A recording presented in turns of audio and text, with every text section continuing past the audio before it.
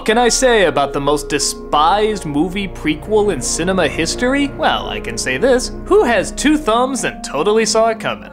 This guy. That's right, I've been waiting years for these bragging rights and now it's finally come. I knew from the first trailer that this was gonna be a bad movie. It just kinda came down to logical deduction. Lucas only directed one Star Wars film. And as impressive as it was, it had a lot of problems. The writing was hokey, the acting was stilted, and there's a lot of things that didn't always make sense. But he had a lot of people to give him advice and limitations, so it still turned out a good product. Then, years later, after barely directing a thing, this guy is suddenly supposed to direct a masterpiece? Though, in all fairness, even I couldn't guess it'd be this bad. It starts off as Obi-Wan and his master are trying to figure out some sort of political taxation federation stuff that, yeah, like you, I can't figure out either.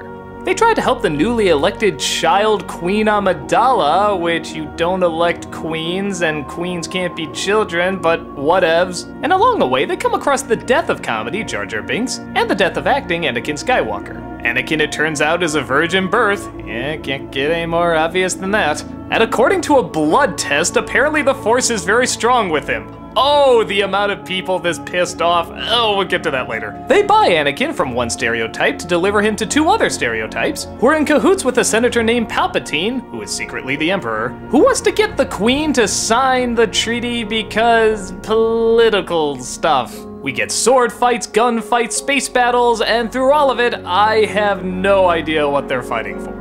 But who cares, right? In the original, it was just an evil empire. We didn't really know their politics. They were just kind of evil, so maybe we can just do the same thing here, right? Well, that would work if the characters were the least bit interesting. And by God, are they not. My complaints are your complaints. The acting is so wooden, the writing so 5th grade, the effects way too computer generated, the comedy way too kindergarten, the stereotypes way too offensive. Yeah, what else can I say about this that every other person on the planet hasn't said?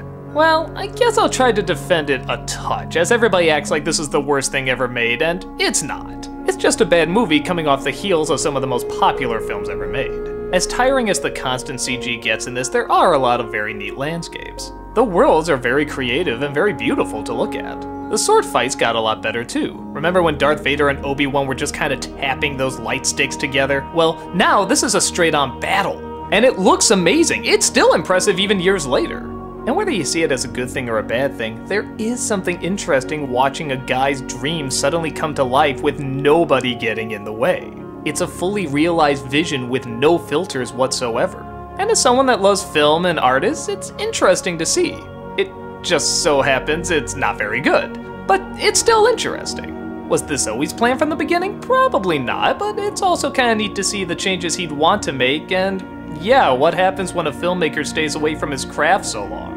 I can even make a small argument for the midichlorians. It's been proven that a lot of people that seem to have a spiritual essence or a lot of energy, the water in their blood is affected. So in a very slim way, you could kind of make the argument that this is credible and doesn't get in the way of the philosophical and religious aspects, but even I admit it's very, very slim. I'm just trying to offer an interesting point of view. But yeah, like everyone, I thought this was a turd also.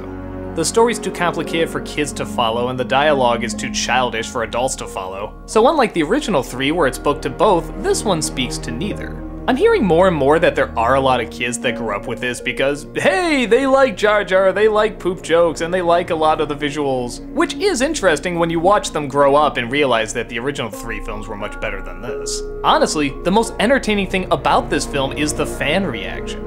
The fact that people waited days in line and then were in such denial when they found out it was bad. They didn't even admit it was bad. They tried to bargain with themselves and be convinced that it was actually good, but over time, nobody could defend the poop jokes. Nobody could defend the racial stereotypes. As much as critics at the time actually tried to say this was a good movie, yeah, look up the reviews at the time, they tried to defend it, it showed in full view the power of hype. And how long it took for so many people to admit the Emperor has no clothes. Honestly, in many respects, it's kind of an important movie for that. It shows that artists are flawed and there is no perfect project. Hell, even the original Star Wars had a lot of stilted acting and hokey dialogue. For a lot of fans, this was the bursting of the bubble, the ending of the fairy tale, the having to face real life. But there's advantages to that too. It tells people that, hey, you don't have to be perfect to make good stuff. You can learn, you can change things, you can make stuff better. Even your heroes aren't always your heroes. And that's okay, you can be inspired to do better work. If you're one of those people that claim Lucas killed your childhood, you never had a childhood to begin with.